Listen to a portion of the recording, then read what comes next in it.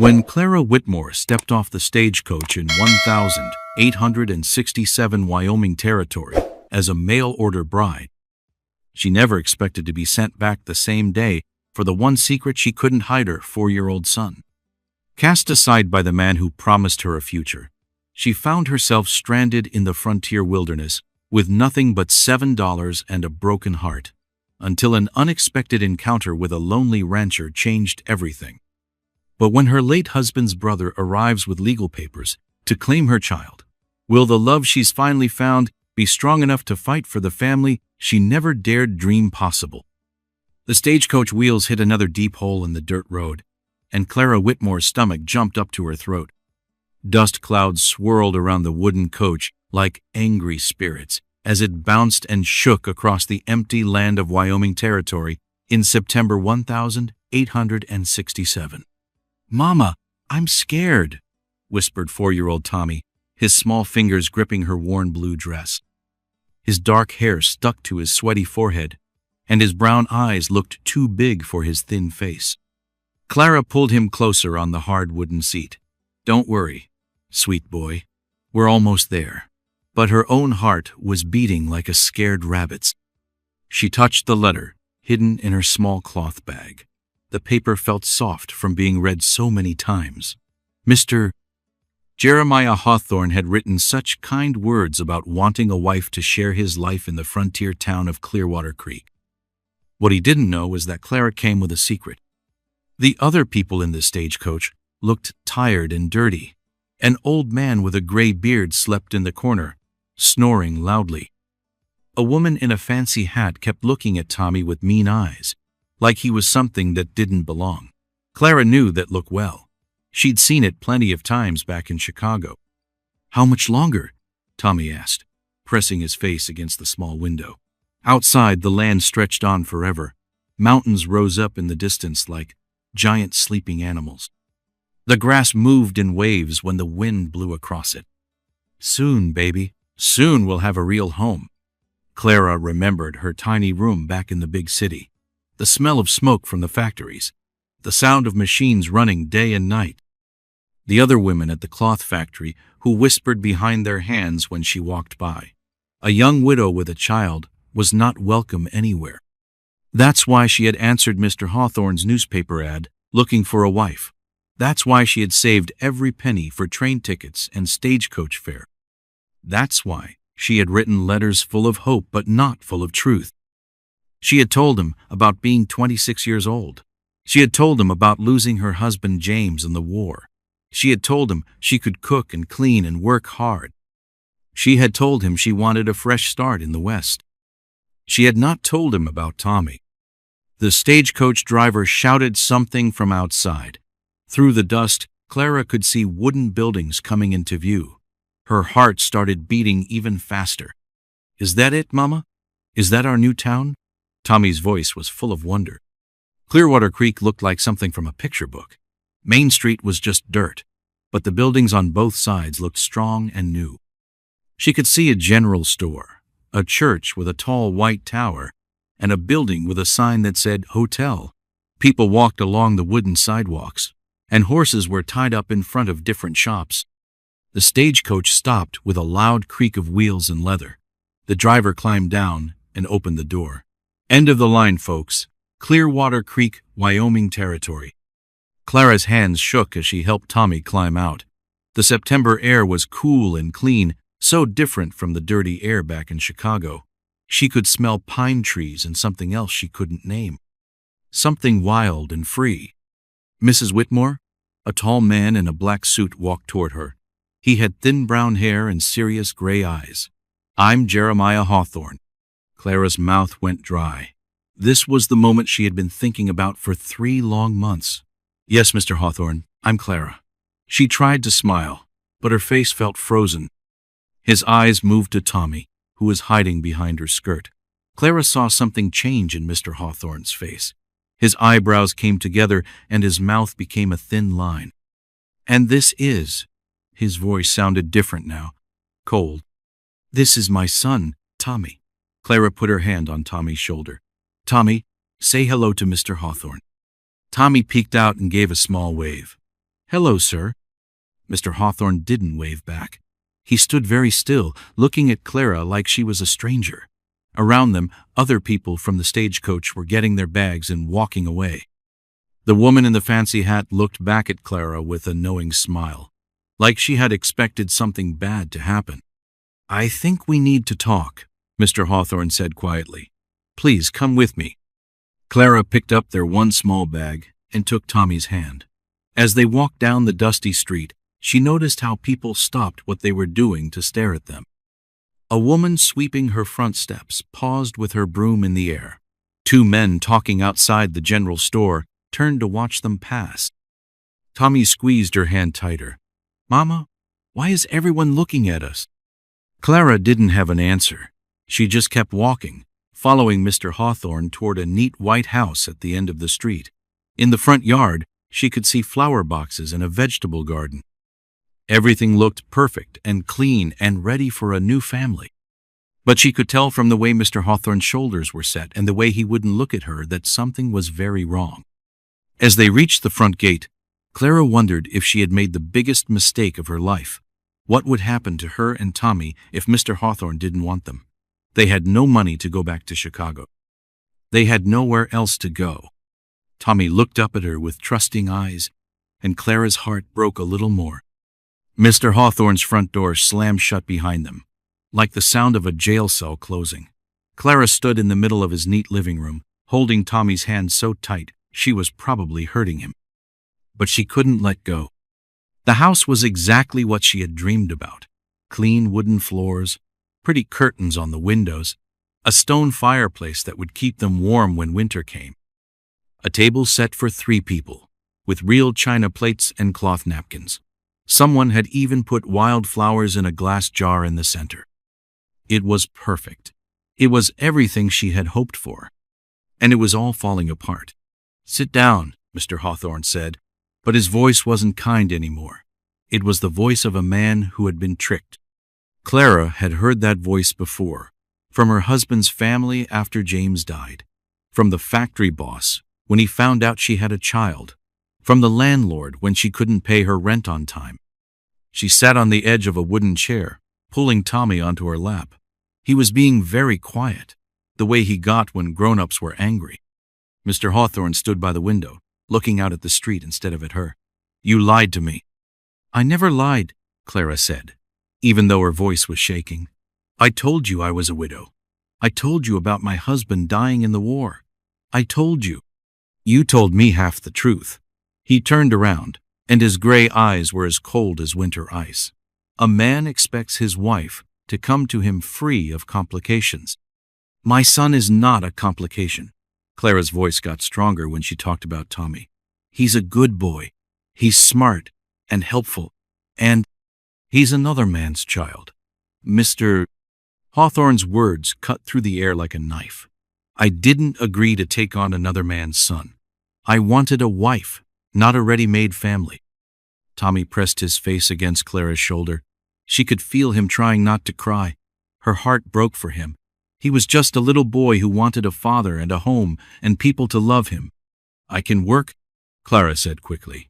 "I can cook and clean and take care of your house. I won't ask for anything extra. Tommy won't be any trouble, I promise. He's very quiet and—" "Mrs. Whitmore." Mr. Hawthorne held up his hand to stop her talking. "I've already made up my mind. The morning stagecoach goes back east. I'll pay for your tickets." Clara felt like someone had punched her in the stomach. "Please, just give us a chance. Let us stay for a week and I'll show you." "No," the word was final. "I won't change my mind. I'm sorry you came all this way, but this won't work." Tommy lifted his head and looked at Mr. Hawthorne with those big brown eyes. "Don't you like us, sir?"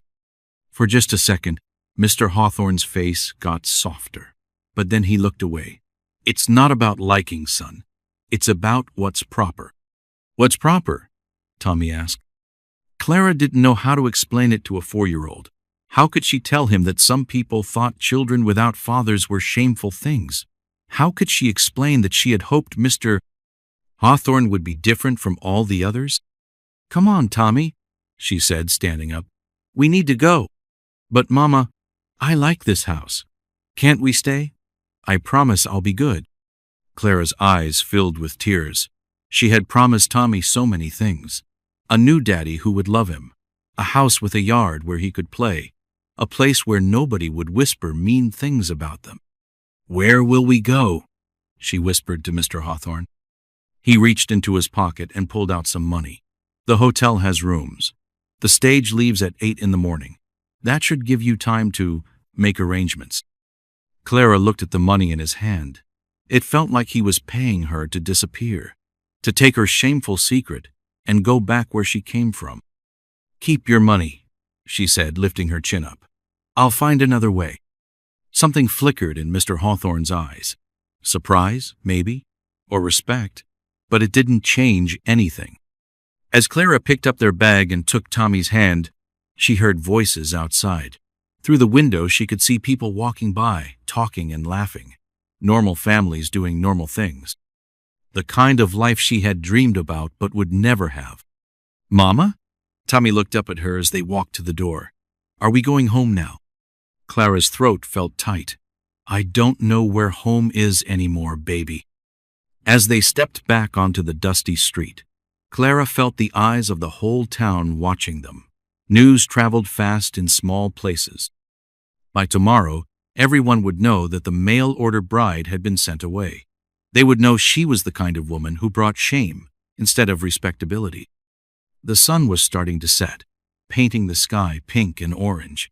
It was beautiful, but Clara couldn't enjoy it. All she could think about was what would happen next. They had a little money, but not enough to go back to Chicago, not enough to start over somewhere else. Tommy's small hand slipped into hers as they walked toward the hotel. "Don't cry, Mama. Maybe tomorrow will be better." Clara squeezed his hand and tried to smile. He was such a good boy. He deserved so much more than what she could give him. As they passed the general store, she heard the sound of thunder in the distance. Storm clouds were gathering over the mountains, dark and heavy with rain. Just like the storm gathering around their small, broken lives. Thunder crashed overhead like a giant's angry fist as Clara pressed her face against the general store's rain-streaked window. Outside, the dirt streets of Clearwater Creek had turned into rushing rivers of mud, and the wind howled like a wild animal trying to break free from its cage. "Mama, I'm scared," Tommy whispered, tugging on her soggy dress. Water still dripped from their clothes, creating small puddles on the wooden floor where they stood. Clara knelt down and pulled her son close, feeling his small body shake against hers. They'd been caught in the storm while walking from the boarding house to the train depot, and now they were trapped here until it passed. The store owner, a kind woman named Mrs. Patterson, had given them old flour sacks to dry off with, but Clara's heart felt colder than her wet skin. "The morning train to Cheyenne won't run in this weather, Mrs. Patterson called from behind the counter, where she was sorting through a box of canned goods. "Tracks get washed out something fierce when it storms like this." Clara's stomach dropped. They only had enough money for one night at the boarding house and train tickets back to Chicago. If they missed tomorrow's train, they'd be stuck here with no money and nowhere to go. The store's bell jingled as the door opened, letting in a gust of cold, wet air. A tall man stepped inside, shaking water from his coat like a dog after a bath. His boots made squelching sounds on the floor, and his hat dripped steadily as he took it off. "Afternoon, Mrs. Patterson," he said, his voice deep and gentle. "Storm caught me on my way back from town." "Samuel Garrett." Mrs. Patterson smiled warmly. "Haven't seen you in weeks. How's that ranch of yours holding up?" Clara watched the man called Samuel as he answered. He had kind eyes the color of summer sky, and hands that looked strong enough to wrestle a bear, but gentle enough to hold a baby bird. Something about him seemed familiar, though she was sure they'd never met. "Ranch is fine, ma'am. Lost some fence posts, but nothing that can't be fixed." Samuel's gaze moved to Clara and Tommy, and his expression softened. "You folks caught in the storm too?" Before Clara could answer, Tommy stepped forward with the fearless curiosity of a 4-year-old. "My mama says we're going on a train, but the lady says trains don't work when it's stormy." Do you know about trains? Samuel crouched down to Tommy's level, a smile tugging at the corners of his mouth. I know a little about trains, son. And I know this storm will pass by morning. What's your name? Tommy Whitmore, the boy said proudly. This is my mama, Clara. We came here on a big bumpy wagon, but we're going back to Chicago because the man didn't want us. Clara felt her cheeks burn with shame. Even a 4-year-old could see the truth of their situation.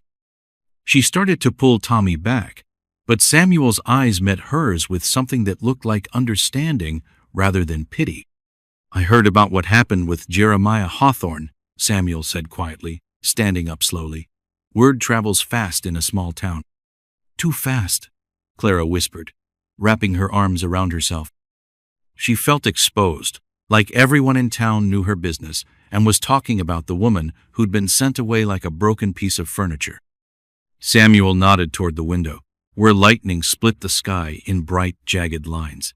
This storm reminds me of the one that hit my ranch 3 years ago. Thought it would destroy everything I'd built. But sometimes storms clear the air, make room for new things to grow. Mrs. Patterson looked up from her work, watching the conversation with interest. Clara noticed other people in the store were listening too. A couple looking at fabric, an old man choosing tobacco, a young woman holding a baby. In a town this small, everyone probably knew everyone else's business. Are you a farmer? Tommy asked Samuel, still fascinated by this new person who actually talked to him instead of around him. I raise cattle, Samuel explained. Have a spread about 15 miles north of here, near Cross Creek. It's beautiful country, mountains all around, grass that waves in the wind like a green ocean. Clara found herself listening despite her plan to keep quiet. There was something in Samuel's voice when he talked about his land that made her think of how her mother used to talk about her flower garden back in Ohio. Do you have a family? Tommy asked, with the direct honesty that only children possess. Samuel's smile faltered for just a moment, so quickly Clara almost missed it. No, son, it's just me and the cattle now. Mrs. Patterson cleared her throat gently. Samuel's wife passed away a few years back. He's been working that ranch all by himself since then. An uncomfortable silence fell over the group. Clara felt sorry for bringing up painful memories, but Samuel seemed to shake off the sadness like water from his coat. Tell you what, young Tommy, Samuel said, reaching into his pocket.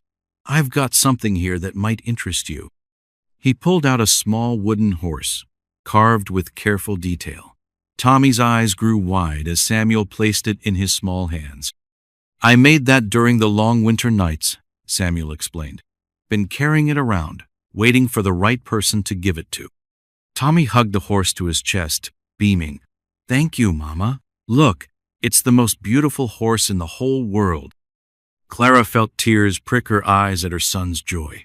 It had been so long since anyone had been kind to Tommy, had seen him as more than an inconvenience or burden.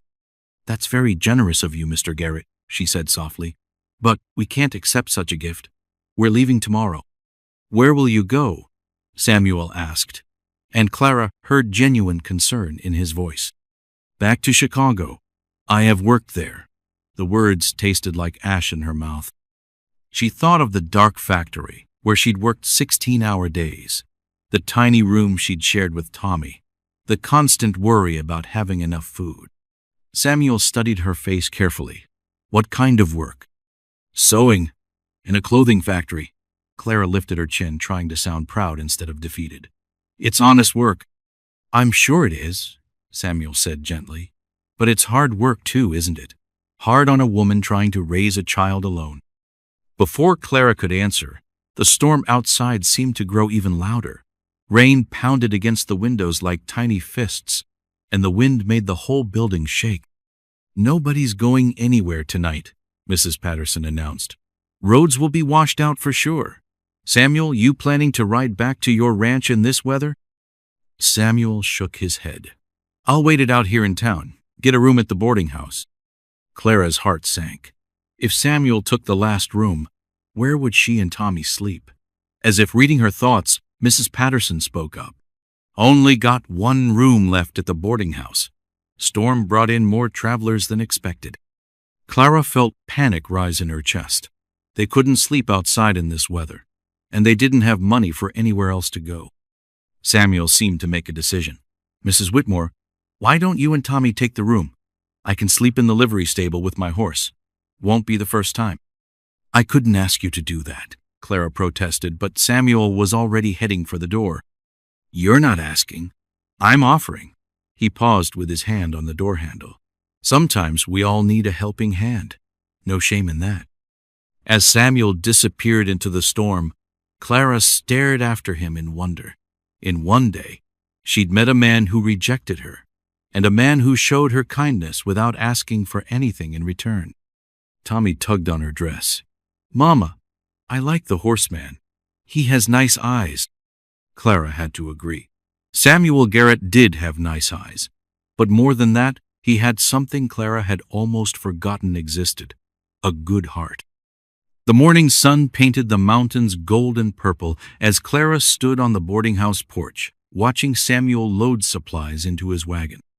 The storm had passed like a bad dream, leaving the air clean and fresh, but Clara's troubles remained as heavy as storm clouds.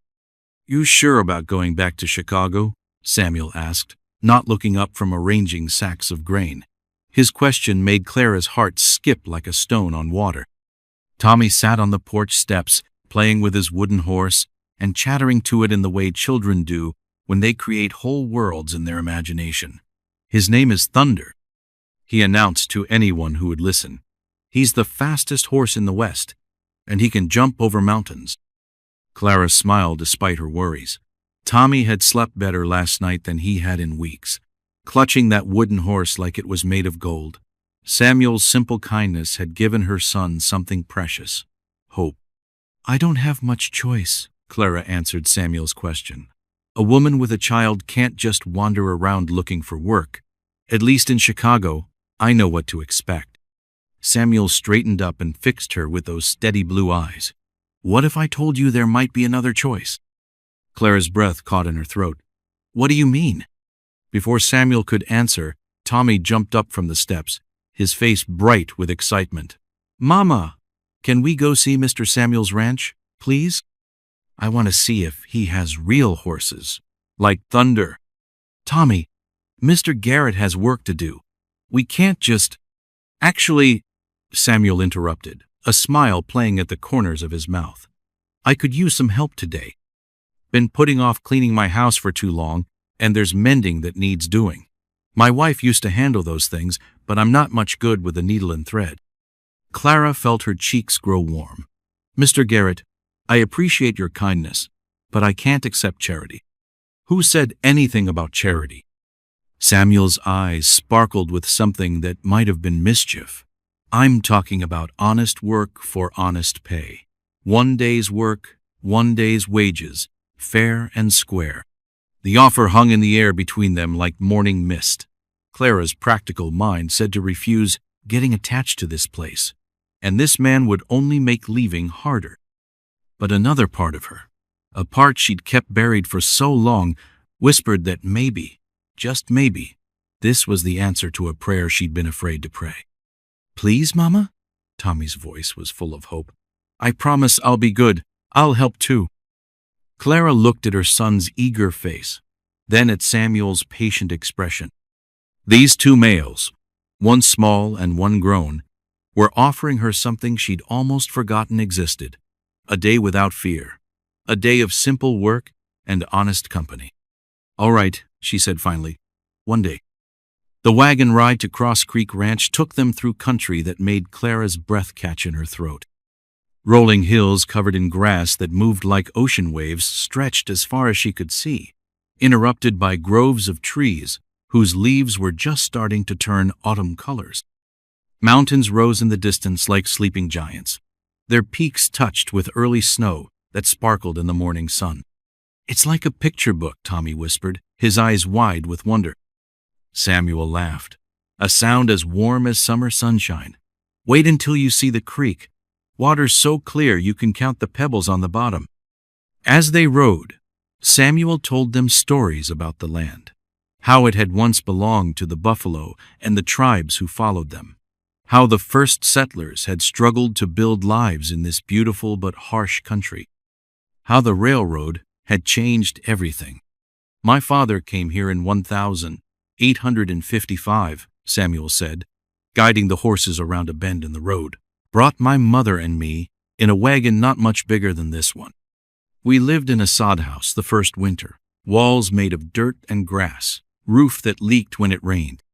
"That sounds terrible," Clara said, trying to imagine raising a child in such conditions. "It was hard," Samuel agreed, "but it was also the freest I'd ever felt. Out here, a man's worth isn't measured by his family name or how much money he has. It's measured by how hard he works and how he treats his neighbors." Clara thought about Chicago, where she'd always felt small and invisible, just another poor woman trying to survive. Here, in this wide-open country, she could breathe deeper, stand taller. The ranch house came into view as they crested a hill, and Clara had to bite back a gasp of surprise.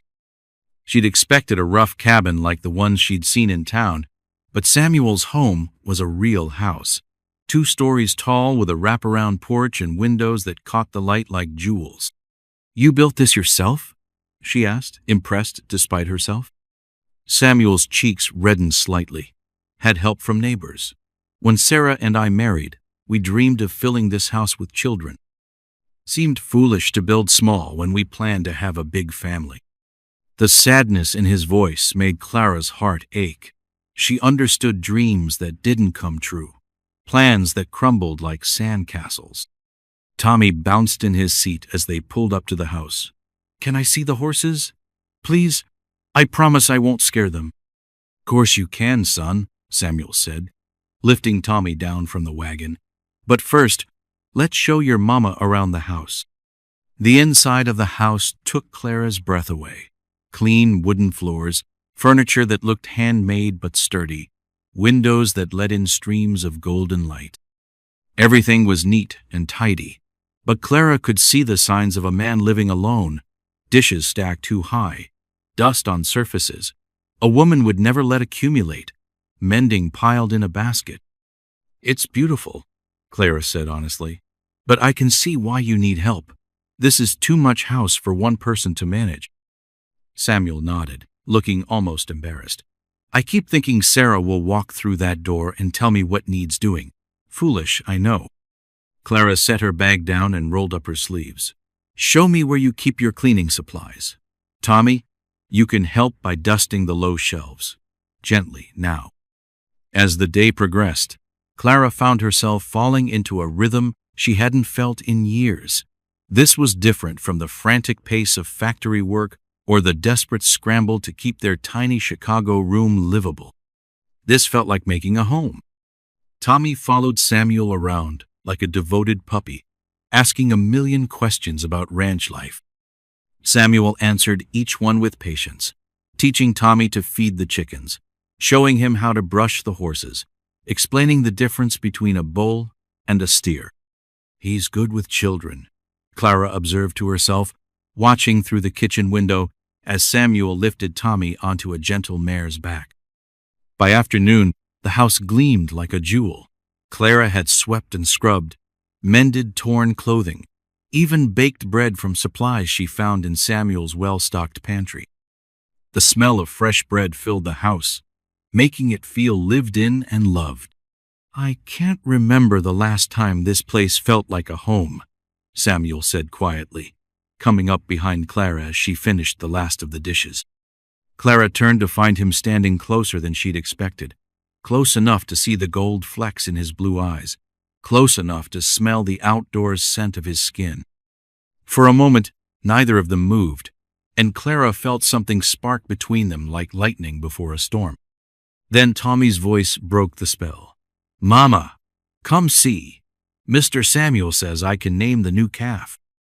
Clara stepped back, her cheeks burning. "I should get Tommy. It's getting late." But Samuel caught her arm gently. "Clara, wait. I meant what I said about needing help. This place is too big, too lonely for one man. I could use a housekeeper, someone to cook and clean and make this feel like a home again." Clara's heart pounded like a drum. "Samuel, I can't. People would talk, and Tommy needs a safe place to grow up, room to run and play, and you need work that won't kill you with exhaustion. Samuel's voice was earnest, almost pleading. I'm not asking for anything improper. There's a small cabin out back where you and Tommy could live. You'd have your privacy, your independence, but you wouldn't be alone. The offer was tempting, more tempting than Clara wanted to admit, but accepting would mean staying, putting down roots, risking her heart in a way she'd sworn never to do again. I need time to think, she whispered. Samuel nodded, understanding. Take all the time you need, but know this. You and Tommy would be welcome here for as long as you wanted to stay. As they rode back to town in the golden light of evening, Tommy chattering excitedly about his day, Clara felt something shift inside her chest. For the first time since her husband died, she could imagine a future that didn't involve just surviving from day to day. But futures were fragile things, easily broken. Could she trust her heart to this kind man and his beautiful ranch? Could she risk Tommy's happiness on the hope that maybe, just maybe, they'd found their place in the world? The answer, Clara realized as they reached town, scared her more than the storm had, because deep in her heart, she already knew what she wanted to choose. The sound of Tommy's scream cut through the morning air like a knife through butter. Clara dropped the wooden spoon she was holding and ran faster than she ever had in her life. Her heart pounded so hard she could hear it in her ears as she rushed toward the creek where Tommy had been playing. She found him sitting on a rock, tears streaming down his face, holding his scraped knee. Blood trickled down his leg, but he was alive and breathing. Clara felt her whole body shake with relief. I fell off the big rock, Tommy sobbed. It hurt so bad, Mama. Samuel appeared beside them, having heard the cry from the barn. Without saying a word, he scooped Tommy up in his strong arms. Let's get you fixed up, little man. Back at the cabin, Clara watched Samuel clean Tommy's wound with gentle hands. The way he spoke to her son, soft and kind, made something warm spread through her chest. This wasn't the harsh voice she remembered from her first husband. This was different. This was better. You're brave as any cowboy I know, Samuel told Tommy as he wrapped the cut with clean cloth. This will heal up good as new. Tommy's eyes grew wide. Really? Will I have a scar like yours? He pointed to the thin white line on Samuel's hand. Samuel chuckled. Maybe. Scars tell stories about the adventures we've had. Later that afternoon, Clara found herself learning something new again. Today, it was how to milk the cow. Her hands shook as she tried to copy what Samuel showed her. The cow seemed as big as a house, and Clara felt small and foolish.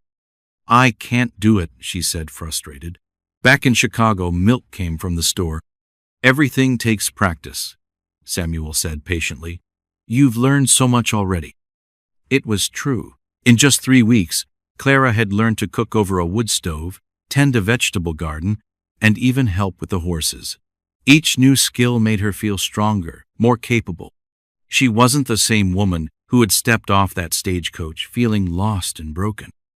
That evening, as they sat around the dinner table, Tommy announced something that made Clara's breath catch in her throat. I don't want to leave here ever, he said, chewing his cornbread. This is the best place in the whole world. Samuel's eyes met Clara's across the table. Something passed between them. Understanding, hope, maybe even love. Clara felt her cheeks grow warm. What if we didn't have to leave? Samuel asked quietly. Tommy's face lit up like Christmas morning. You mean stay forever and ever? I mean, Samuel said, looking directly at Clara, what if this became our real home? The question hung in the air like morning mist. Clara's heart started beating fast again, but this time it wasn't from fear. It was from something much more dangerous, the possibility of happiness. Over the next few days, Clara noticed how Samuel watched her and Tommy, not in a scary way, but like someone who was afraid to hope for something good. She saw him carving a new toy horse for Tommy when he thought no one was looking. She saw him fixing the loose step on the cabin porch without being asked. She saw him leaving wildflowers on the kitchen table each morning. Most importantly, she saw how he never tried to replace Tommy's father in the boy's heart. Instead, he was becoming something new, a protector, a teacher, a friend. One morning, while Tommy played with his toy soldiers on the porch, Samuel approached Clara as she hung laundry on the line. "I have something to tell you," he said, his voice nervous. "About my wife. About why I really ask you to stay." Clara's hand stilled on the wet shirt she was hanging. "You don't have to tell me anything." "I want to," Samuel insisted. "She died giving birth to our son. The baby died too. I blamed myself for 3 years. Thought if I'd been a better husband, maybe." Clara turned to face him fully. The pain in his eyes was raw and real. "When I saw you and Tommy at the store, I saw what I'd lost, but I also saw what I might find again. Not a copy of what I had before, but something new, something better." The honesty in his voice made Clara's eyes fill with tears. Not sad tears, but the kind that come when something inside your heart starts to heal. "I've been thinking," she said softly, "about what you asked, about staying forever." Samuel stepped closer, and, "I think," Clara said, her voice growing stronger, "I think Tommy and I have been looking for home our whole lives. Maybe we found it." Before Samuel could respond, Tommy's voice rang out from the porch. "Mama, someone's coming up the road." They turned to see a rider approaching fast, dust trailing behind his horse like a brown cloud. Clara felt a chill run down her spine. Good news rarely traveled at such speed. The rider pulled up in front of their cabin, breathing hard. "Mrs. Whitmore, I have a telegram for you from Chicago." Clara's hands trembled as she took the yellow paper. Even before she opened it, she knew their peaceful days were about to end. The telegram felt like fire in Clara's hands as she read the words that would change everything. "Arriving. Next week to collect Thomas. Legal papers prepared. Edward Whitmore." Her legs nearly gave out beneath her. Samuel caught her arm, steadying her as the world seemed to tilt sideways. Tommy continued playing on the porch, unaware that his uncle was coming to steal him away. "Who's Edward Whitmore?" Samuel asked, reading over her shoulder. "My late husband's brother," Clara whispered. "He never wanted anything to do with Tommy before. Why now?" The telegram rider cleared his throat. "There's more, ma'am. The man who sent this paid me extra to tell you something. He said to tell you that he knows about your situation here. Said it proves you're not fit to raise the boy." After the rider left, Clara sank into a chair at the kitchen table. Her whole body shook like a leaf in a storm. Samuel knelt beside her, his strong hands covering her trembling ones. "Tell me about him," Samuel said gently. Clara took a shuddering breath. "Edward owns 3 factories in Chicago. He's rich, important. Everyone respects him." She paused, her voice growing bitter. "He's also cruel. When my husband died, Edward made it clear that Tommy and I were burdens he didn't want to carry. Then why does he want Tommy now?" "I don't know," Clara admitted. "Maybe because he can't have children of his own. Maybe because he wants to control something. Edward always needs to be in charge." Tommy wandered into the kitchen, sensing the heavy mood. "Mama, why do you look scared?" Clara tried to smile, but it felt crooked on her face. "Just thinking about some old problems, sweetheart." But Tommy was smart for his age. "Is someone going to make us leave here?" The question hit Clara like a punch to the stomach. How could she explain to a 4-year-old that his uncle might take him away from the only happiness he'd ever known? "Not if I can help it," Samuel said firmly. But Clara heard the worry in his voice too. That night, after Tommy fell asleep, Samuel and Clara sat on the porch talking in low voices. The stars above seemed dimmer somehow, as if they were hiding from the trouble coming their way. "What does the law say?" Samuel asked. "Can he really take Tommy?" Clara nodded miserably. "Edward is family. He has money to hire lawyers. I'm just a woman living." She gestured around them. "Living in sin, as he'll surely tell the judge." "We're not living in sin," Samuel said hotly. "You're my housekeeper. It's all proper." "Is it?" Clara asked. "Samuel, we both know this has become more than a job. The way we look at each other, the way we've become a family. Edward will use that against us." Samuel was quiet for a long moment. "Then we'll fight him. We'll get our own lawyer." "With what money?" Clara asked practically. "You're a good man, Samuel, but you're not rich. Edward could buy and sell this whole ranch 10 times over." The truth hung between them like a heavy curtain. They both knew that love and good intentions might not be enough to win against money and power. The next few days passed in a blur of worry and preparation. Samuel rode to town to speak with a local lawyer, but came back with bad news. The lawyer was young and inexperienced, no match for the legal team Edward would surely bring. Meanwhile, Clara tried to act normal around Tommy, but the boy sensed something was wrong. He became clingy, following her everywhere, asking repeatedly if they were going to stay at the ranch forever. "Of course we are," Clara lied, hating herself for the deception. 3 days before Edward was due to arrive, Clara made a decision that tore her heart in two. She found Samuel in the barn, grooming his horse with mechanical movements that showed how upset he was.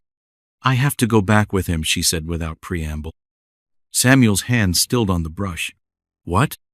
"If I fight Edward and lose, he'll take Tommy anyway. But if I go willingly, if I agree to return to Chicago, maybe I can convince him to let me keep my son." Samuel turned to face her, his eyes blazing. "You can't be serious." "It's the only way," Clara insisted, though the words tasted like poison in her mouth. "I won't risk losing Tommy completely." "And what about us?" Samuel asked, his voice rough with emotion. "What about what we've built here?" Clara felt tears start to fall. "There is no us if I don't have my son." Samuel crossed the barn in 3 long strides and grabbed her hands. "Marry me," he said urgently. "Right now, today. If you're my wife, you'll have legal protection. Edward can't force a married woman to do anything without her husband's consent."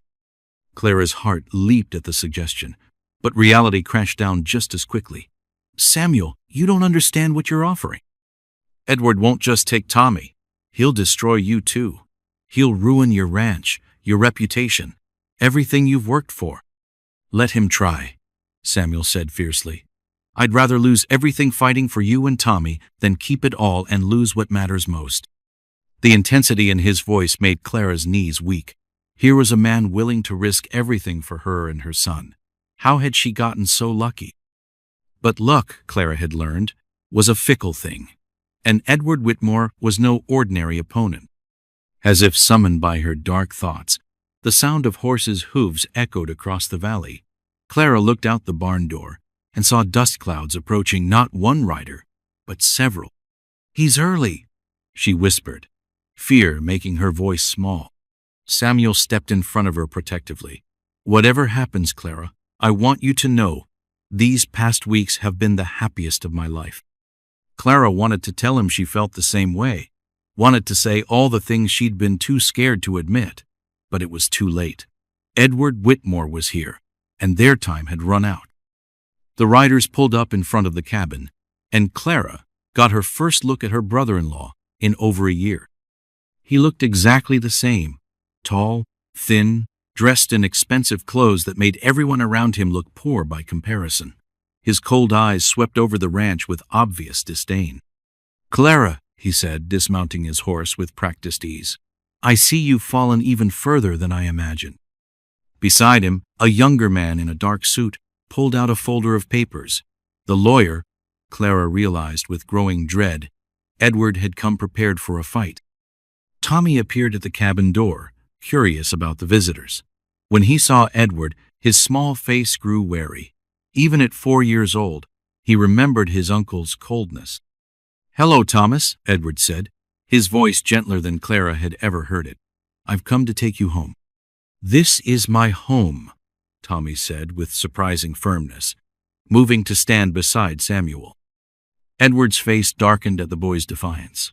"We'll see about that." As the sun began to set over the Wyoming mountains, Clara realized that the battle for her son's future was about to begin, and she wasn't sure she was strong enough to win. "Get away from that window!" Samuel's sharp command cut through the morning quiet like a blade. Clara jerked back from the glass, her heart hammering as she spotted the dust cloud rising from the distant road. 3 riders approached fast, their horses lathered with sweat. "Who are they?" Tommy whispered, pressing close to his mother's side. Samuel grabbed his rifle from above the door, checking the bullets with quick, practiced movements. "Don't know yet. But folks don't ride that hard unless they're running from something or chasing it." Clara's hands shook as she pulled Tommy behind the heavy wooden table. The letter from Edward lay crumpled on the floor, where she'd dropped it after reading the terrible news again. Her brother-in-law would arrive within days, bringing lawyers and legal papers that could tear Tommy away forever. The riders thundered past without stopping, heading toward town. Samuel lowered his weapon, but his shoulders stayed tight with worry. "False alarm," he said, but his voice carried no relief. Clara sank into a chair, the weight of their situation crushing down like a fallen tree. "He's coming, Samuel. Edward won't stop until he gets Tommy. He has money, lawyers, judges who owe him favors." Her voice cracked. "What chance do we have?"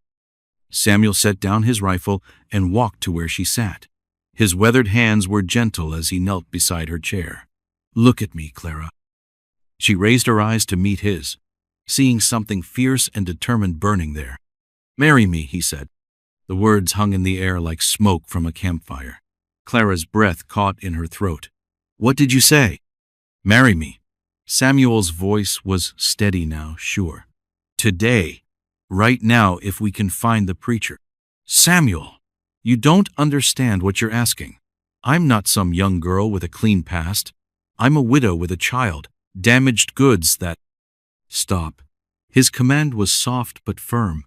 "Don't you dare talk about yourself that way. Not in my house." Clara felt tears burning behind her eyes. "But why? Why would you want to tie yourself to my troubles? Edward will make life hard for anyone who stands with me." Samuel stood and walked to the window, gazing out at the land he'd worked with his own hands. "You want to know why? Because 3 months ago, this place was just wood and stone. Empty rooms that echoed with ghosts. Now I wake up to the smell of coffee and hear Tommy laughing in the yard." He turned back to her. "You brought life back to a dead man, Clara. That's worth fighting for."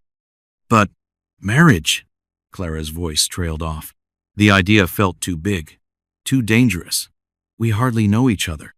I know you work from dawn to dark without complaining.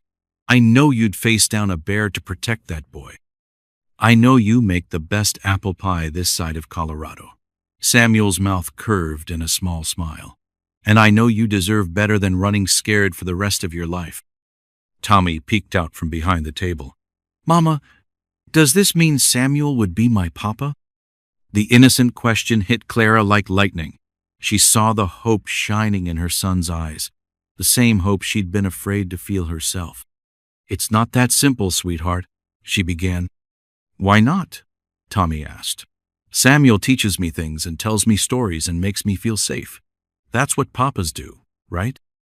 From the mouths of children came truth that adults made complicated. Clara looked between her son and the man who'd given them shelter, seeing the family they could become if she was brave enough to reach for it. "Edward would say, 'We're not really married,'" Clara said quietly. "He'd claim it was just a trick to keep Tommy."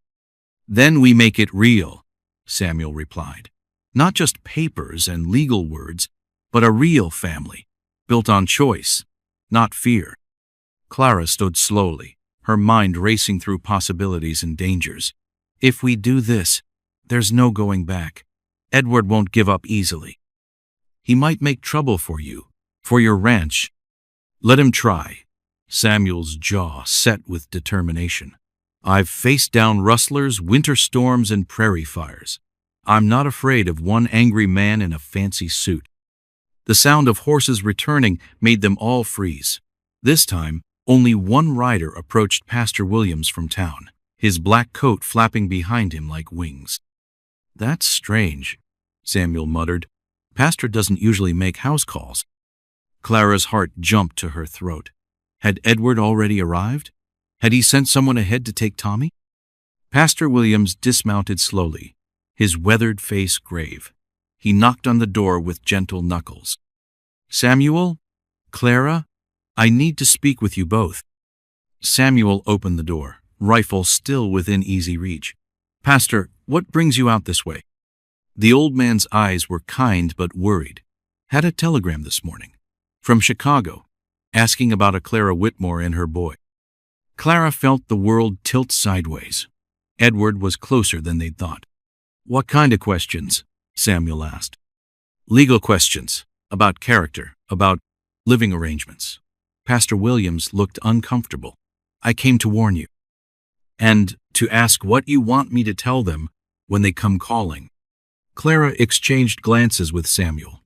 Time was running out like sand through fingers. "Pastor," Samuel said slowly, "how fast can you perform a wedding ceremony?" The old man's eyebrows shot up.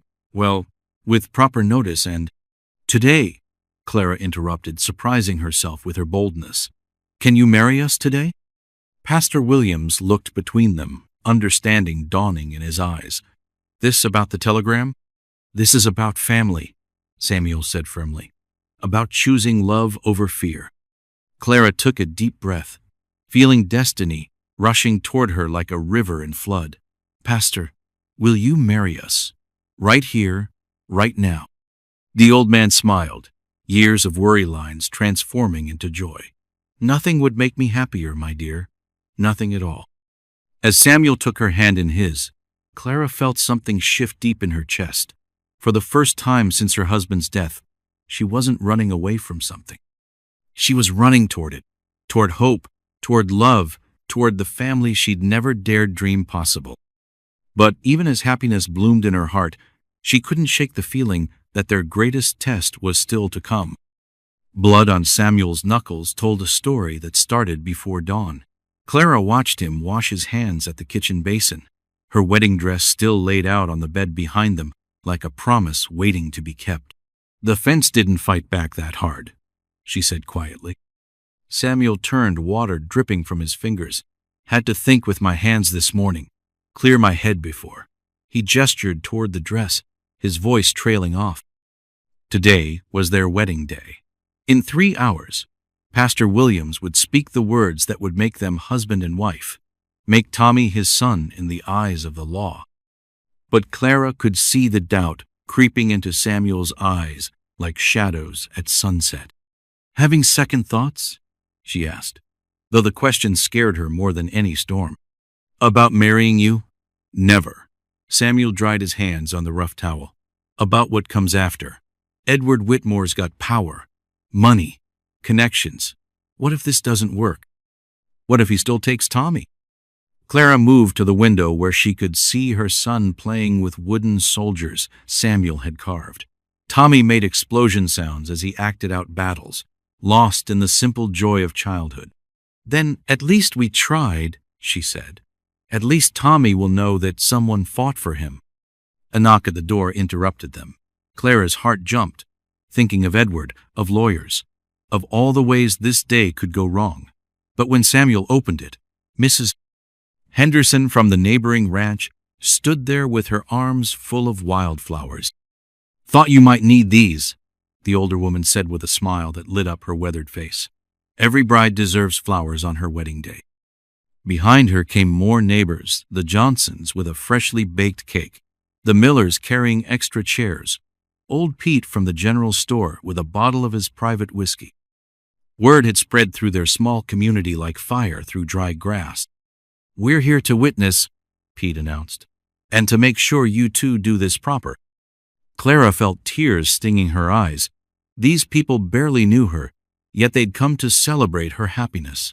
After years of feeling like an outsider, she was surrounded by the warmth of belonging. "I'll help you get ready," Mrs. Henderson said, taking Clara's arm. "The men can handle the setup outside." In the bedroom, Mrs. Henderson helped Clara into her wedding dress, a simple blue gown she'd sewn from fabric Samuel had quietly bought in town. It wasn't fancy, but it was hers, made with hope and careful stitches. "You're glowing, dear," Mrs. Henderson said, as she fastened the buttons.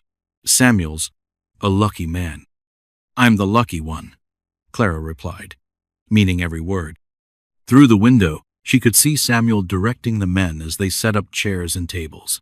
He'd changed into his best shirt and pants, his hair slicked back with water. Tommy helped by running messages between the groups, his face bright with excitement. "That boy's taken a real shine to Samuel," Mrs. Henderson observed.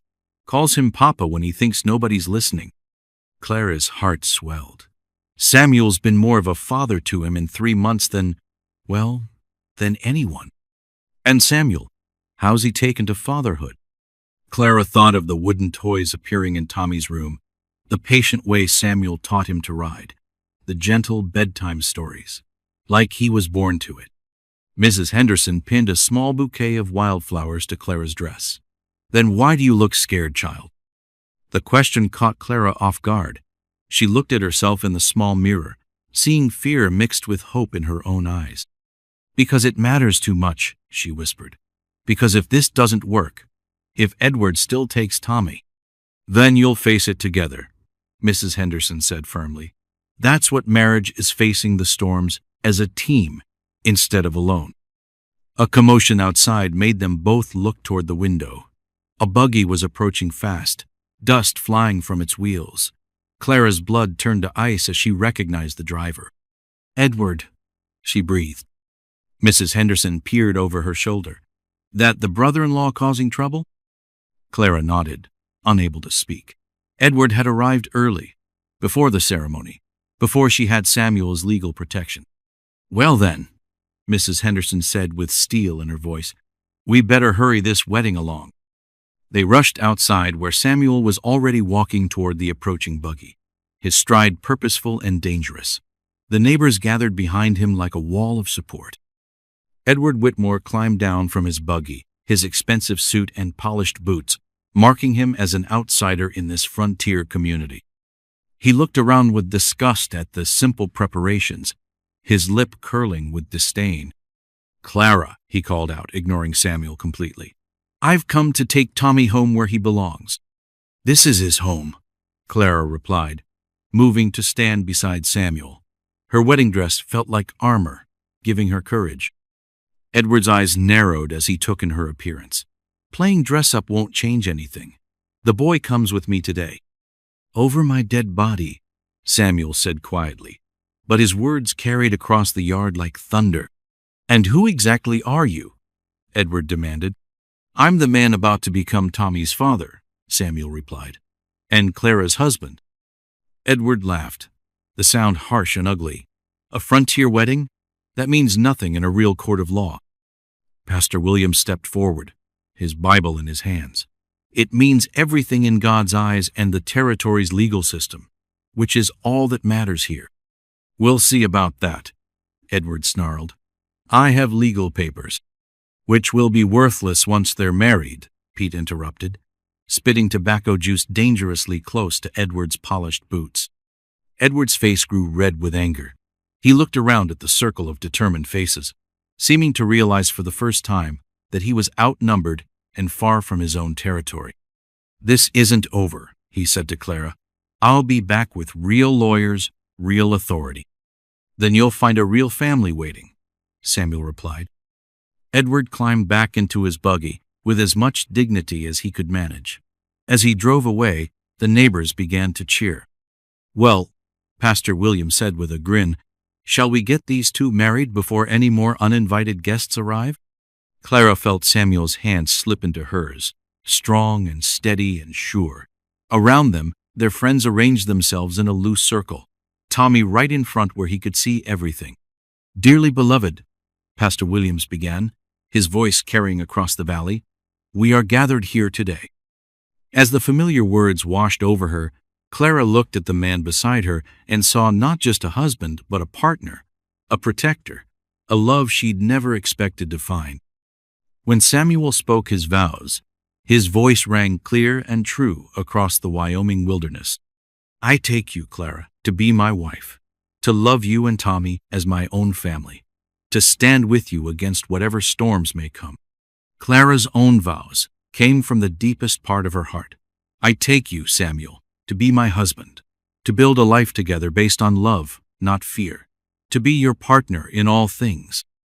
When Pastor Williams pronounced them husband and wife, Samuel's kiss was gentle but firm, sealing promises that would be tested but never broken.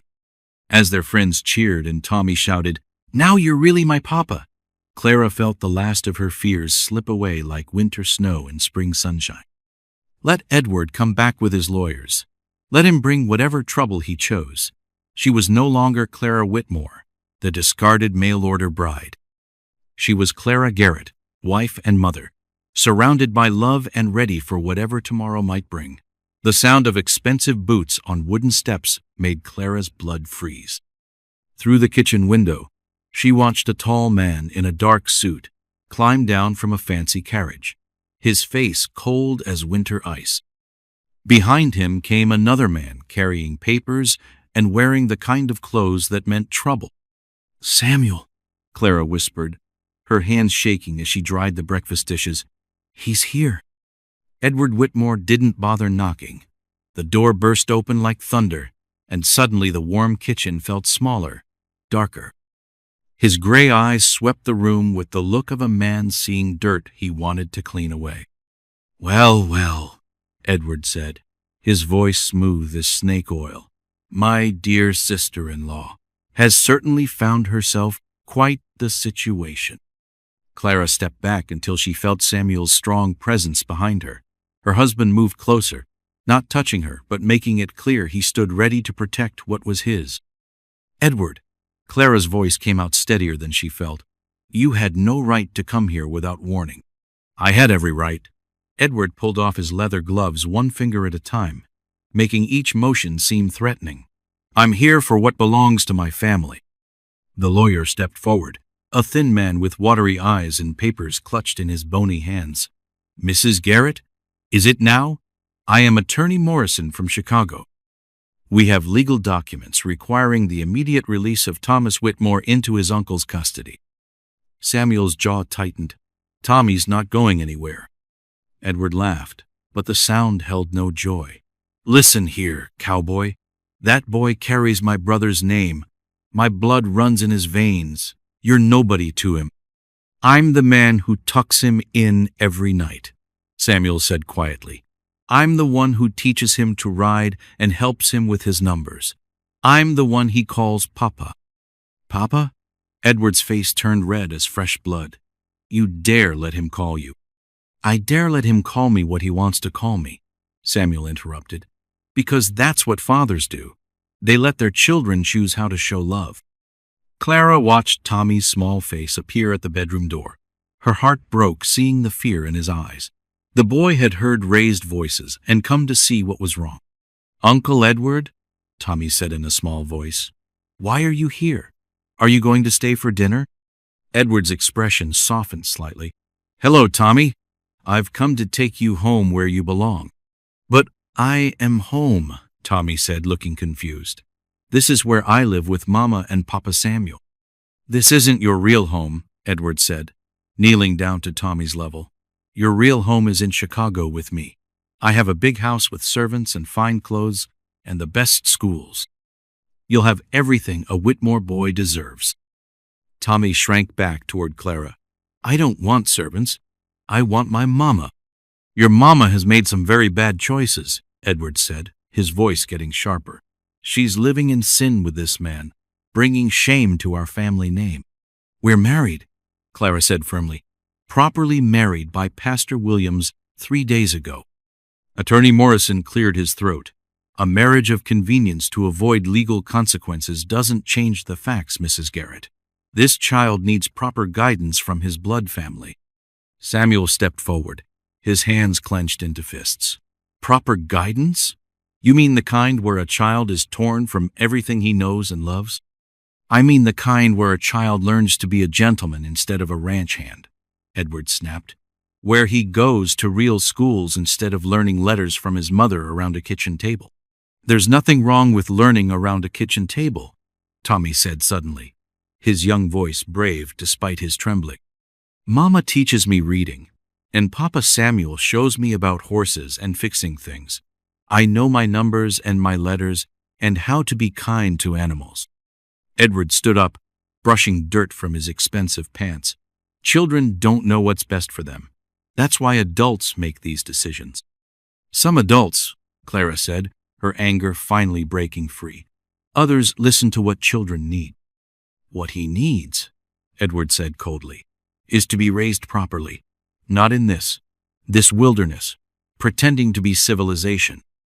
Samuel's voice grew dangerous. This wilderness has raised plenty of good men, strong men who know how to work hard and treat people right. Spare me your frontier philosophy. Edward waved his hand dismissively. I have court orders. The boy comes with me today. Attorney Morrison stepped forward again, unfolding official-looking papers. These documents grant temporary custody to Mr. Whitmore pending a formal hearing. You must comply immediately or face arrest. Clara felt the world spinning around her. You can't just take him. He's my son. He's a Whitmore, Edward said. And Whitmores don't live like savages. We're not savages, Tommy said, his small voice getting stronger. We're a family. Edward knelt down again, his voice becoming falsely sweet. Tommy, you'll like Chicago. There are museums and parks and other boys from good families. You'll learn to be a proper gentleman. I don't want to be a gentleman if it means leaving my family, Tommy said, moving to stand between Clara and Samuel. This isn't your real family, Edward insisted. This man isn't your father. He's just some cowboy your mother found. He's my papa, Tommy said stubbornly. He carved me a horse and taught me to whistle and reads me stories about brave knights. Edward's patience finally snapped. Enough of this nonsense. Morrison, explain the legal situation. The lawyer cleared his throat nervously. The court has ruled that given Mrs. Garrett's circumstances, living unmarried with a man, then hastily marrying to avoid consequences, the child's moral welfare is in question. We weren't living unmarried, Clara protested. I was his housekeeper. I had my own cabin. With no chaperone, Morrison continued, in isolated conditions. The judge felt this showed poor moral judgment. Samuel's fists clenched tighter. Poor moral judgment? Clara works harder than any 10 men I know. She's the finest woman in this territory. Nevertheless, Morrison said, the court has concerns about the boy's upbringing in such an environment. What environment? Samuel demanded. One where he's loved and protected and taught right from wrong? One where his mother's reputation is questionable, Edward said bluntly. Where he's exposed to rough men and rougher conditions. Clara's temper finally exploded. Rough men? Samuel is gentler and kinder than any man I've ever known. He's more of a gentleman than you'll ever be. Watch your tongue, Edward warned. You're speaking to your betters. My betters? Clara laughed bitterly. You think money makes you better? You think fancy clothes and big houses make you worthy? I think stability and respectability make me worthy, Edward shot back. Things you clearly know nothing about. Tommy suddenly ran to Samuel, wrapping his small arms around the tall man's legs. Papa Samuel, don't let him take me. Please don't let him take me away. Samuel knelt down, his large hands gentle on the boy's shoulders. I won't let anyone hurt you, son. I promise.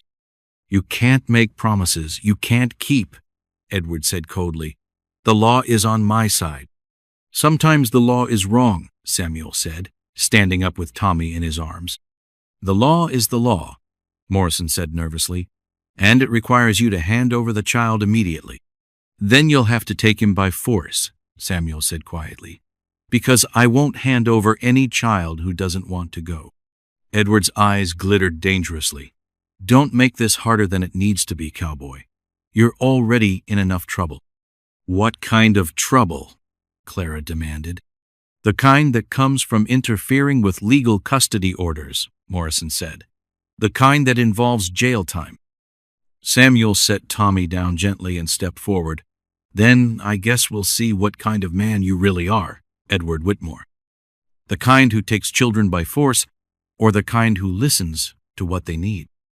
The room fell silent, except for the sound of Tommy's quiet crying and the tick of the old clock on the mantel. Outside, storm clouds gathered on the horizon, promising a battle that would test everything Clara and Samuel had built together. Edward reached into his coat and pulled out a silver watch. "You have 1 hour to pack the boys' things. Then we're leaving for the afternoon train." "And if we refuse?" Clara asked. Edward smiled coldly. "Then the sheriff will be here with handcuffs, and you'll watch your husband go to jail for kidnapping." A gunshot cracked through the morning air, but it wasn't aimed at anyone. Samuel stood in the ranch yard, smoking rifle pointed at the sky, his message clear as mountain water. "That was a warning shot, gentlemen. The next one won't be." Edward Whitmore froze halfway to his carriage, Tommy's small suitcase still in his hands. Behind him, Attorney Morrison dropped his legal papers, the wind scattering them like autumn leaves across the dusty ground. "You're making a serious mistake, cowboy," Edward called out, but his voice shook slightly. "The only mistake I'm making," Samuel said, lowering his rifle but keeping it ready, "is letting you frighten my family." Clara stepped onto the porch, her heart pounding like a drum. She'd never seen Samuel angry before, never seen him use his size and strength as a weapon. But watching him stand between her son and danger made her feel safer than she'd ever felt in her life. "Papa Samuel!" Tommy broke free from Edward's grip and ran across the yard, his small legs pumping as fast as they could carry him. Samuel caught the boy in one arm, never taking his eyes off Edward. "It's all right, son. Nobody's taking you anywhere you don't want to go." "This is kidnapping," Morrison squeaked, gathering his scattered papers. "We have the law on our side." "Do you?" A new voice cut through the tension like a blade. Everyone turned to see Judge Harrison climbing down from a dusty wagon, his black robes making him look like a great bird settling to earth. Behind him came Sheriff Mills and Pastor Williams, their faces grim with purpose. "Your Honor," Morrison stammered, "we weren't expecting." "No, I imagine you weren't." Judge Harrison walked slowly toward the group, his eagle eyes taking in every detail. "Sheriff Mills received some interesting information about your court order, Mr. Morrison." Edward's face went pale as fresh snow. "What kind of information?" "The kind that suggests this order was obtained through false statements," the judge said calmly. "The kind that makes me very angry indeed." Clara felt her knees go weak. "False statements?" Sheriff Mills stepped forward, his hand resting on his gun. "Seems Mr. Whitmore told the Chicago court that you were living in unsuitable conditions. Told them you were unmarried and cohabiting with multiple men." "Multiple men?" Samuel's voice was deadly quiet. "That's not true," Clara gasped. "I was Samuel's housekeeper, nothing more, until we married." "I know that," Judge Harrison said kindly. "Pastor Williams confirmed your employment arrangement and your proper marriage. He also confirmed that you've been attending church regularly and that Tommy is well cared for and happy." Edward's lawyer started backing toward the carriage. "Your Honor, there may have been some misunderstandings in the original petition." "Misunderstandings?" Judge Harrison's voice rose like thunder. "You call lying to a court about a child's welfare a misunderstanding?" Tommy clung to Samuel's shirt, his small voice piping up. "Are they going to take me away, Papa?" "Not if I have anything to say about it," Judge Harrison said, kneeling down to Tommy's level. "Tell me, son, are you happy here?" "Yes, sir," Tommy said solemnly. "Mama teaches me letters and numbers, and Papa Samuel shows me about ranching and being kind to animals. We go to church on Sundays and help our neighbors when they need it." "And do you want to go live in Chicago with your uncle?" Tommy's grip on Samuel tightened. "No, sir. I want to stay with my family.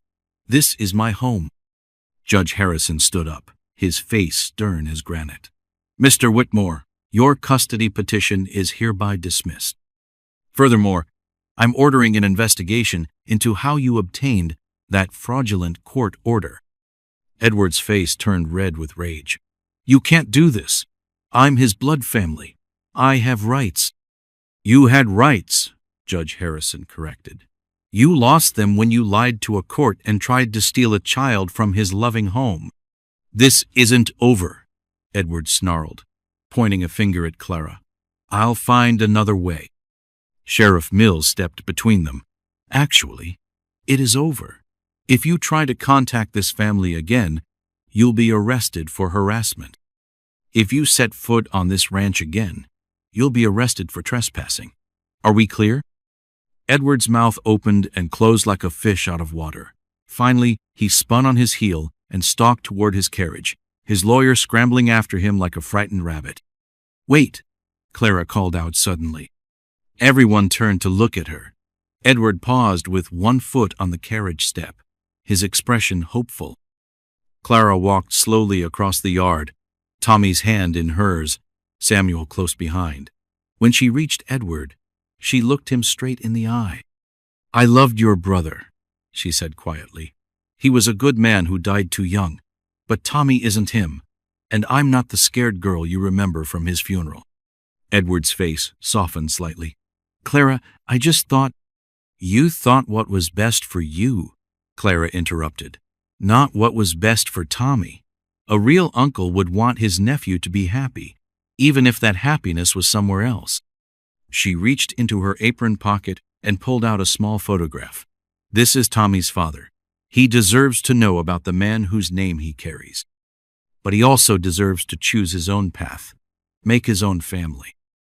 Edward took the photograph with shaking hands. "He has my brother's eyes." "Yes," Clara said gently, "and his father's kind heart. Don't destroy that with bitterness." For a moment, Edward's hard mask slipped, showing the grieving brother underneath. "I miss him," he whispered. "So do I," Clara replied. "But Tommy isn't him. Tommy is himself, and he's exactly where he belongs." Edward looked at Tommy for a long moment, then knelt down slowly. "Tommy, I'm sorry I frightened you. I thought I was doing what was right." Tommy studied his uncle's face with the serious expression of a child who understood more than adults gave him credit for. "It's okay, Uncle Edward. Mama says sometimes grown-ups make mistakes too." "We do indeed," Edward said softly. He reached into his coat and pulled out a small wooden toy train. "This was your father's when he was your age. I'd like you to have it." Tommy took the train carefully, running his small fingers over the smooth wood. "Thank you. I'll take good care of it." Edward stood up slowly, looking older than his years. "Be happy, Tommy. Be happy and be good." As the carriage rolled away in a cloud of dust, Clara felt a weight lift from her shoulders that she'd carried for years. Not just the fear of losing Tommy, but the shame of believing she wasn't worthy of happiness. "It's really over?" she asked Judge Harrison. "It's really over," he confirmed. "That boy has a good home here. Anyone can see that."